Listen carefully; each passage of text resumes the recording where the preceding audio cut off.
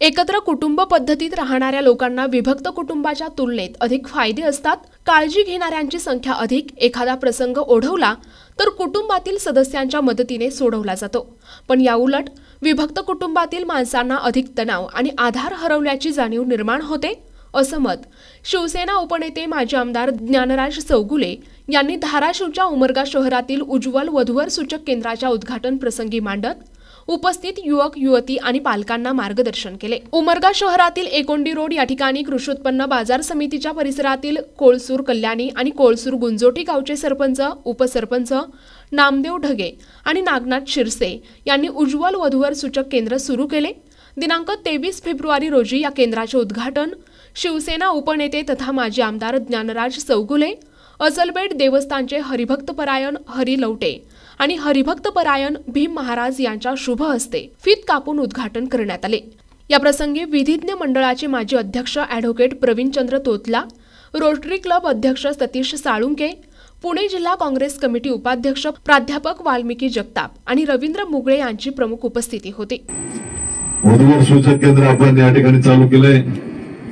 एकंदरीत समाजाच्या या जडणघडीत आपण बघितलं, प्रत्येक गावात जर गेलं तर किमान 100 पोरं लग्न न झाली तर सहज आपल्याला भेटतात। मुलीही तेवढ्याच मोठ्या प्रमाणात आहेत। याच्या मागचं कारण सुद्धा सांगत असताना सरांनी सांगितलं आणि तोतला साहेबांनी सांगितलं की समाजात झालेल्या या इंटरनेटच्या माध्यमातून, तुमच्या हातात असलेल्या अँड्रॉइड मोबाईलच्या माध्यमातून सारी दुनिया मेरे मुठ्ठी में असं जाहिरात जे दाखवलं ना, त्या पद्धतीने सगळ्यांचा झालाय।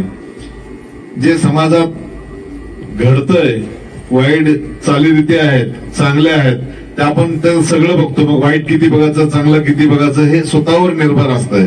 त्यामुळे आपण बघत असताना हे आभासी दुनियेकडे जास्त आकर्षिले जातोय। तुम्ही असाल, मी असेल आणि कोणी असेल, एकंदरीत सगळ्या परिस्थितीचा जर बारकाईनं विचार केला मागच्या कालखंडातला आणि आतातला, तर तफावत एक गोष्ट प्रामुख्याने लक्षात येते, कष्ट करण्याची प्रवृत्ती ही लोप चालत चालली आहे। विना कष्ट विना सायास आणि इन्स्टंट म्हणण्यापेक्षा तातडीनं लगेच तात्काळ मला का फायदा होतो हे बघण्याचा प्रत्येकाचा दृष्टिकोन होत चाललाय। त्यामुळे आपण बघितलं तर एकंदरीत त्या समाजाच्या जडणघडणीत बघितलं तर प्रत्येकाच्या अपेक्षा खूप उंचवलेल्या आहेत। ग्रामीण भागातली मुलगी शहरी भागात जाऊन चांगला संसार करू शकते, पण शहरातली मुलगी ग्रामीण भागात येऊ पाहत नाही।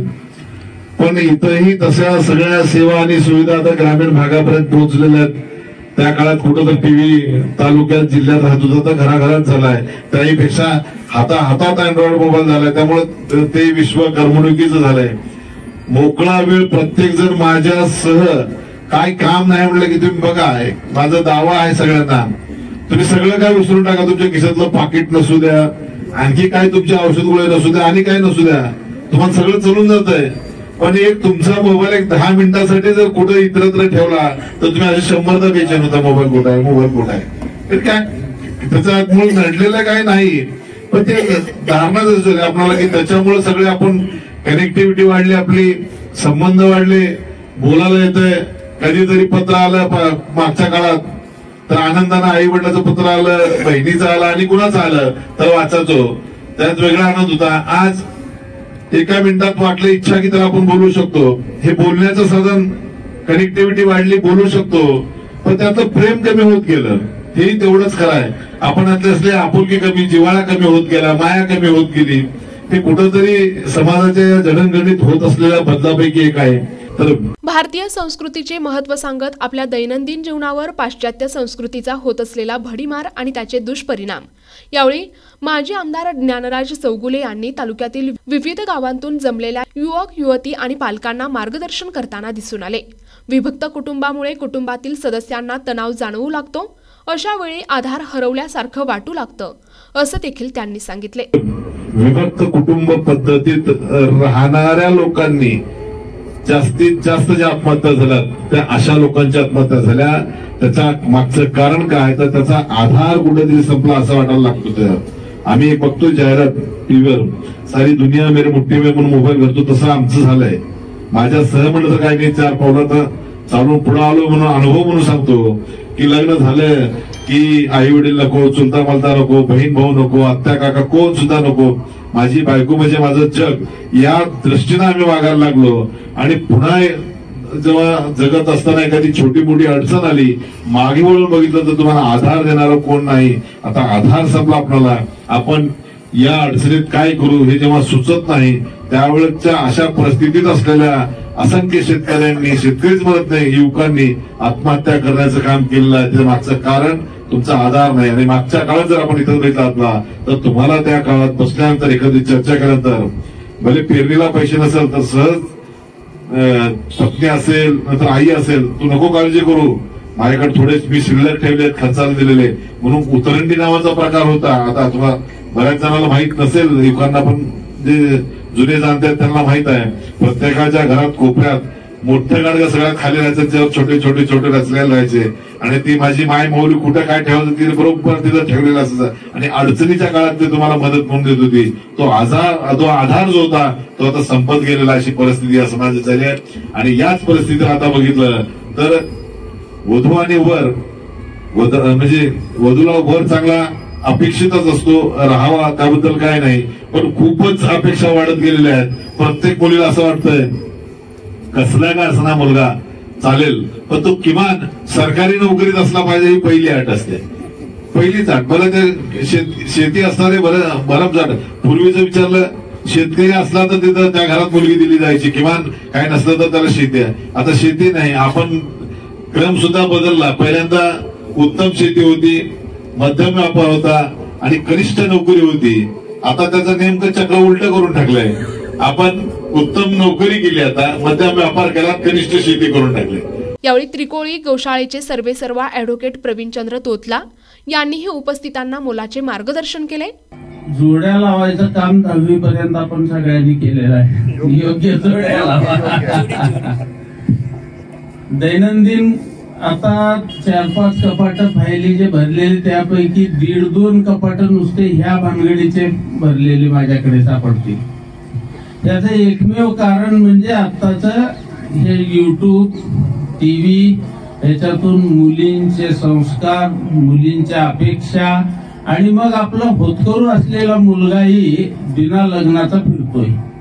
मग काल जेव्हा निमंत्रण द्यायला आले होते तेव्हा मी 4 मुलांची नावं सांगितली. त्या 4 मुलांमध्ये शोधून काढलं तर एकही फॉल्ट सापडणार नाही. एवढे मेहनती, एवढे कष्टकरी लेकर आहेत, पण त्यांची लग्न जमत नाहीत.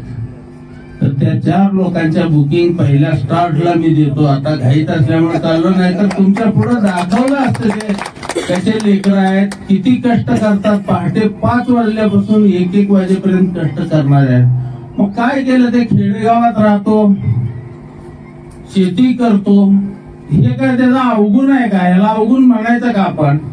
उलट ते कष्टाने मिळवितो, कष्टाने आपल्या चाकोरीवर चालतो, याचं कौतुक व्हायला पाहिजे. तर त्यांना बरंच काही सांगितलं मी. आणि आता जाहीर सांगतो की आपल्या ऍडमिशन फी, संचालक, ऍडमिशन फी जी आहे ती कमी ठेवावी. आपल्याकडचा अल्बम पाहता पाहता 3 तास लागावेत, एवढे त्याच्यामध्ये प्रस्ताव असावेत. आणि या माध्यमातून जमलेले सुखी संसार चाललेला आपल्याला पाहायचा आहे. तर ते करत असताना स्थावरचा माणूस जर ही अशा पद्धतीचं एक समाजसेवा जर करत असेल तर निश्चित कोणाचीही फसगत होणार नाही. नामदेव ढगे व आमचे मित्र नागनाथ शिरसे हे दोघेही तरुण आहेत. समाजाची नाडी, सामाजिक कार्य करण्यामध्ये त्यांचा हातभार आहे आणि चांगले संस्कार, चांगले मार्ग दाखवतात. त्या पद्धतीनं हा चांगला मार्ग आहे. 2 मनांचं मिलन घडवणं आज ही काळाची गरज आहे. आणि आपल्या या उमरगा तालुक्यामध्ये हे केंद्र मला कुठं दिसलं नाही.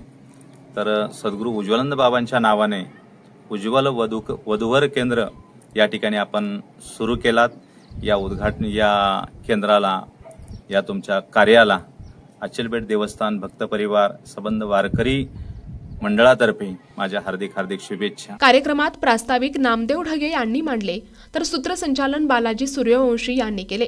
आभार नागनाथ शिरसे यांनी व्यक्त केले. या उद्घाटन प्रसंगी कोळसूर गावचे ज्येष्ठ सामाजिक कार्यकर्ते किसन पाटील, माजी सरपंच सविता शिरसे, एने भुसारे, नवनाथ कमलापुरे, भरत बिराजदार यांच्यासह इतर मान्यवर उपस्थित होते। प्रतिनिधी सचिन बिद्री, NTV न्यूज मराठी, उमरगा, धाराशिव।